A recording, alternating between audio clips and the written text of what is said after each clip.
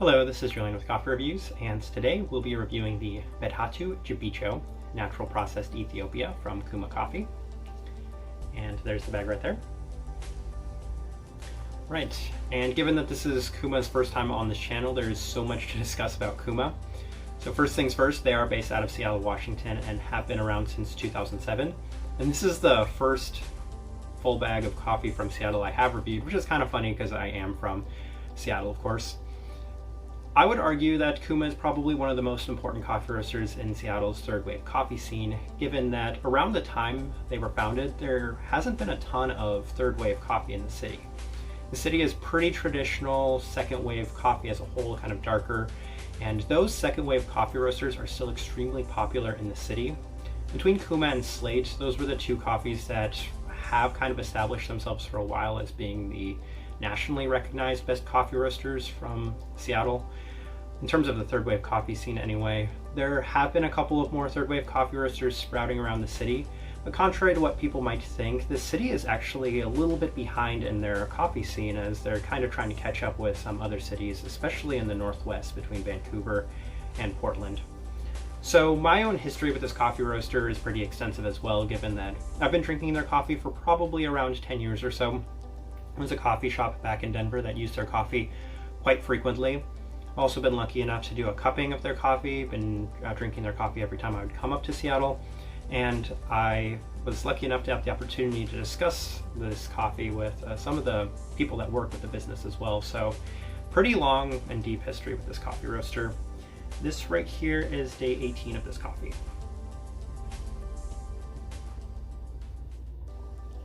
With that out of the way, let me get some details out of the way. So they do have a recipe on their website, and I use their recipe.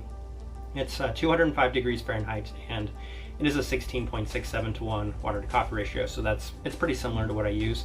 Their pour technique's a little different though, as they do 100 bloom and then pretty much a straight pour for 600 grams, so 100 and 600 to 700 grams of water total. And it's an old recipe that I used to use, and I don't mind the recipe. I think it made the coffee, I think it was pretty correct. All right, with all of that out of the way, let's start discussing this coffee. I realized I didn't mention the roast profile. So, as mentioned, Seattle is a slightly darker city. I would call this a medium light. It's definitely more on the medium side, medium American anyway.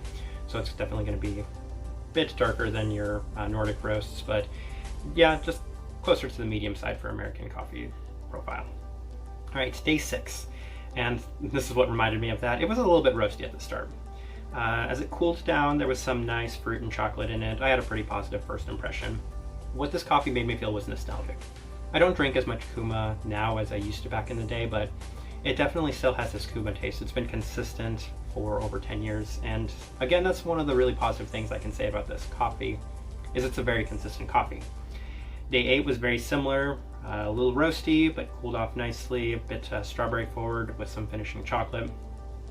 Day 10, I tried it through the automatic coffee maker. Given that this is a little bit more medium, I thought this might pull out something a little better from this coffee, and I didn't necessarily agree with that. It was a little bit more chocolate forward with the fruit a little bit more diluted in the background.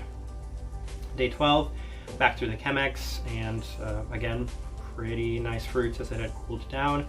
Coffee was consistent. I wish I had more to add to this coffee, but this coffee from day 6 through day 18, it's been a pretty similar coffee. Very few changes. You got some peach from time to time, some fleshy fruits. You got some berry from time to time.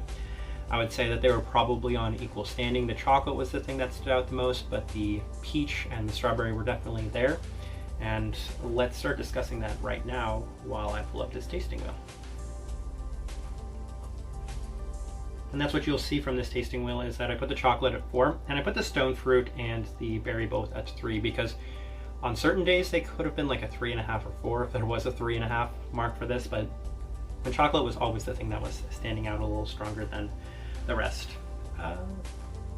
Pretty decent on the sweetness. Let's see here. There's not too much else that honestly comes from this coffee. Low on the acidity, decent finish. Obviously it's a natural. It's not going to be the cleanest cup of coffee. I did want to note that when I did talk with the people from Kuma, they said that they typically do 1 natural a year, which has been kind of interesting because I've seen more naturals coming from Kuma. They're still pretty traditional in that they love their kind of washed Central and South American coffees. So seeing something like this is supposed to be a standout and something unique for Kuma, but I've been seeing a lot more of them more recently.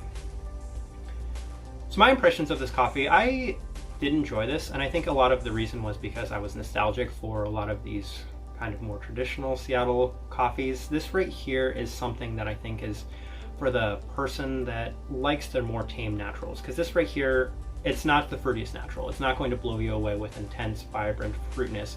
But I feel for a lot of people that, you know, go with the darker coffees that do still enjoy their kind of second wave coffee, this is what it's catering to. This is definitely a Seattle profile type of coffee, and I think Kuma still kind of holds true to where it was founded from. They're staying very consistent with the type of people in the city, the type of coffee that they like, and that's fine. I tend to prefer the lighter coffees, and that's why I haven't been drinking as much Kuma as I had in the past, but I still do enjoy their coffee from time to time. I think if I'm looking for something a little bit more medium that's not as over the top, vibrant, fruity, floral, acidic, then this is going to be the type of coffee I'd go for. So I have nothing negative to say about them. I love Kuma as a whole, as a business. They're very important to me, and I should drink their coffee a little bit more often. And this coffee was good. I'll go with good. And I will leave it at that. If you by chance have tried this coffee, or if you have as much familiarity with Kuma as well, please let me know your thoughts and opinions of that or them. If you're enjoying the content, give this video a like and subscribe if you're not already subscribed. But this right here has been a review of the Bedhatu Jibicho Natural Processed Ethiopia from Kuma Coffee. Thank you for watching.